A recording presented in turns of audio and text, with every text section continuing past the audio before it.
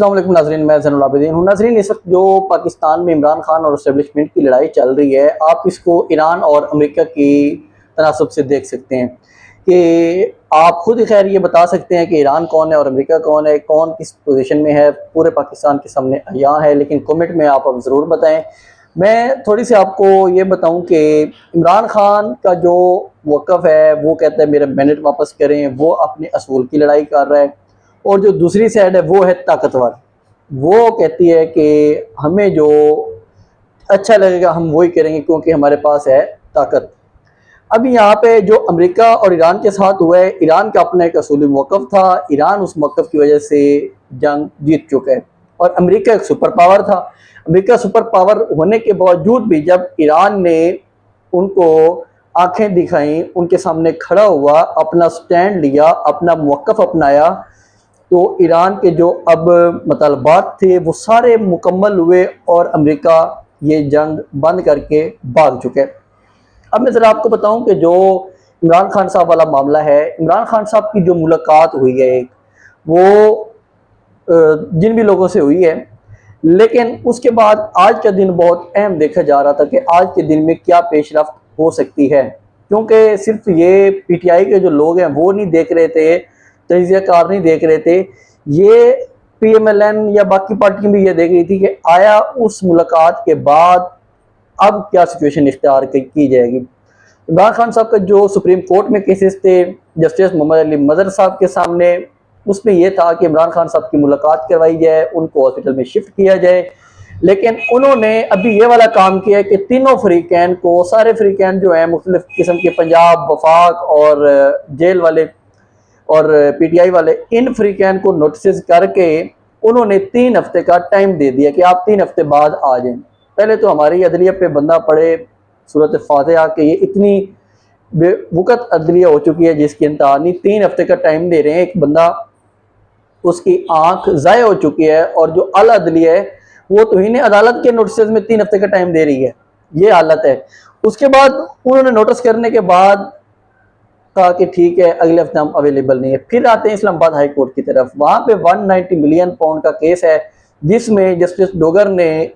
Order किया हुआ था कि आप लोग यहाँ पे हतमी दलाल दें आके, ताकि हम, और मरकजी अपीलों पे दलाल दें ताकि हम इस केस को जल्दी जल्दी कंक्लूड कर सकें। और हमने आपको पहले बताया कि जो पीटीआई है वो यही क्लेम करती है, या जो एक नज़र आ रहा है वो यही है कि ये लोग यहाँ से इमरान खान को सजा दे के आगे भेजेंगे केस वफाकी आईनी अदालत में, और वहाँ पे जस्टिस समीनुद्दीन खान बैठे हैं जो कि बहुत बड़े अदलिया के दिमाग हैं और एक्सटेंशन पे बैठे हुए हैं। एक्सटेंशन वालों के दिमाग आप खुद देख लें कि क्या है कि उन्हें अब सुप्रीम कोर्ट का भी नहीं पता कि सुप्रीम कोर्ट और हम आपस में अपने इख्तियारात की जंग लड़ रहे हैं। खैर, लेकिन ये इनके अपने मफादात की जंग थी, वो इस वजह से जस्टिस डोगर मरकजी अपीलों पे केस सुनना चाह रहे हैं। वहां पे सुलेमान सफदर ने कहा कि मेरी तो मुलाकात ही नहीं करवाएगी बुशरा बीबी से, मैं उनका भी वकील हूँ इस केस में, मेरी सिर्फ इमरान खान से मुलाकात करवाई गई है। तो उन्होंने कहा कि आपका जो एक फैसला था हम उसके खिलाफ सुप्रीम कोर्ट में जाना चाहते हैं, हमें वहां पे जो हमारे वकालतनामे उनके ऊपर साइन नहीं होने दिए जा रहे। तो वहां पे जस्टिस डोगर ने यह कहा कि ठीक है, आप जो एडवोकेट जनरल है वो आपके जो वकालतनामे है वो साइन करवा के दे देगा आपको। अब यहाँ पे बात ये आती है कि ये वाला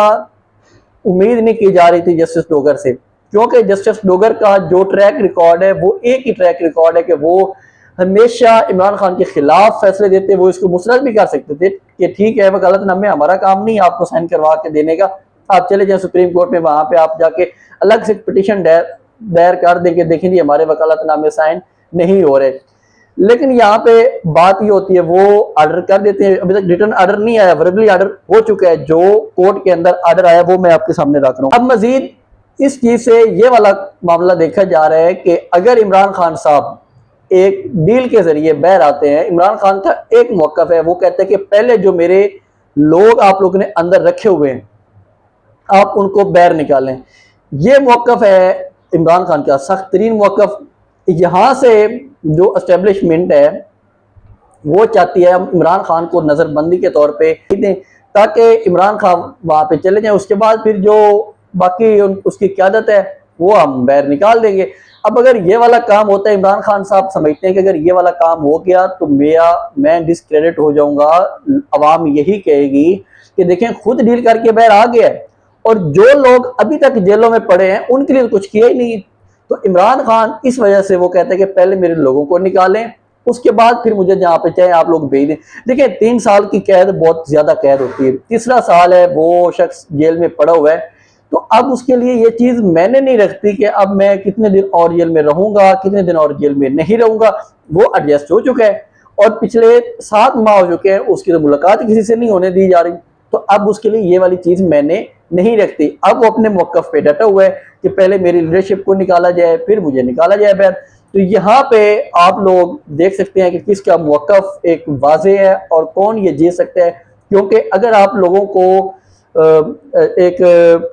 मौकफ मजबूत हो, दलील मजबूत हो आप लोगों की, तो आप सुपर पावर को भी शिकस्त दे सकते हैं। ये ईरान से हालिया दिनों में सीखा है, लेकिन इसके लिए कुर्बानी बड़ी देनी पड़ती है। इमरान खान साहब ने कोई छोटी कुर्बानी आज तक नहीं दी। इमरान खान साहब की बीवी जेल में पड़ी है, इमरान खान साहब के हजारों कारकुनों को इन्होंने मार दिया है, गोलियां चला दी है, जेलों में डाला हुआ है, तो आज तक वो अगर अपने मौकफ पे खड़ा है तो वो कुर्बानी दे रहा है। अब अगर कुर्बानी तो उसने जो देनी थी दे ली है, उसकी आंख जाया कर दी है, उसकी बीवी की इद्दत वाला केस निकाल के रख दिया इन लोगों ने आगे,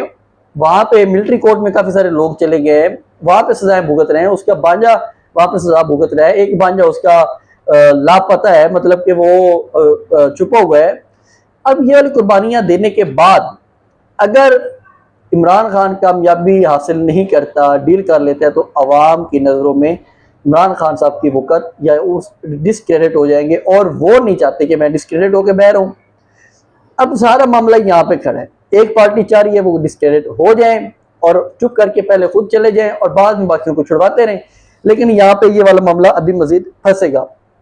अब मैं जरा आपको बताऊं कि जो शहबाज शरीफ साहब है, इन्होंने जाना था जिनेवा में, जिनेवा में इनके होने थे दस्तखत, लेकिन ट्रंप वो हमेशा कहता है कि भाई मेरे से अच्छा कौन हो सकता है, वो हमारा जो यहाँ पे मौजूदा रिजीम बैठा हुआ है ना, इससे भी ज्यादा खपती है। वो अपने आप को वो कहता है कि मुझे निकम्मे और नाकाम लोग पसंद है, और नाकाम लोगों की वो तारीफ बहुत ज्यादा करता है कि क्योंकि वो उसकी तारीफें करते हैं,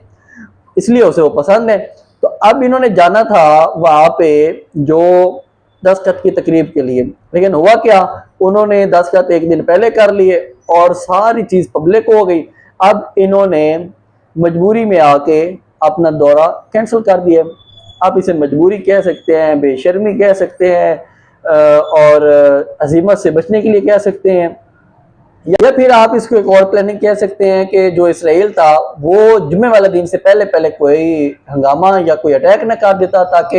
ये वाले मुज़ाकरात या दस्तखत हो ही ना, क्योंकि इन पूरी चीज़ों में इसराइल को मिला है, बस मैं वो कुछ नहीं कहता कि उसको कुछ भी नहीं मिला, ठीक है। इसराइल को शर्मिंदगी का सामना होना पड़ा है, और इसराइल खुद तो है कुछ नहीं, जब तक अमेरिका उसकी बैक पे न हो इसराइल जीरो है। इसराइल इतनी बड़ी जंगें नहीं लड़ सकता, सिर्फ अमेरिका की बैक होने के वजह से वो इतनी बड़ी बड़ी रियासतों के साथ टकरा लेता है या उनके साथ जाके जंग लड़ लेता है या वहाँ पे बदअमनी फैला लेता है। तो इसलिए ये वाला काम हो गया। अब शहबाज शरीफ साहब वहाँ पे नहीं जाने लगे, तो मजीद अपडेट्स हम आपके साथ नेक्स्ट। अच्छा, मैं थोड़ा सा एक और चीज़ रह गई, बिलावल भुट्टो के हवाले से, जो कश्मीर में उसने कश्मीर के हवाले से उसने हाइब्रिड किस्म की तकरीर की है। बिलावल भुट्टो की जो तकरीर थी ना, आप लोग उसे जाके सुन सकते हैं। हाइब्रिड तकरीर, कश्मीर की सपोर्ट भी कर रहा है, कश्मीर के खिलाफ भी बात कर रहा है, कश्मीर को वो इंतशारी भी कह रहा है, और एंड पे आके कह रहा है कि देखें जो 12 सीटें हैं वो आप मखसूस सीटों में कन्वर्ट कर दें, ताकि उनका कोई रोल हुकूमत बनाने या हुकूमत गिराने में नहीं होना चाहिए। लेकिन मखसूस सीटों का भी रोल होता है हुकूमत बनाने या गिराने में, क्योंकि वो सीटें जब बाद में अदम एतमाद के वोट आते हैं या इस किस्म के ड्रामे होते हैं पाकिस्तान में या आज़ाद कश्मीर में, गिलगित बल्तिस्तान में, तो वहाँ पे इस किस्म के वोट्स काउंट्स होते हैं। इसके साथ मुझे इजाज़त है, मज़ीद अपडेट्स हम आपके साथ नेक्स्ट ब्लॉग में शेयर करेंगे। अल्लाह हाफ़िज़।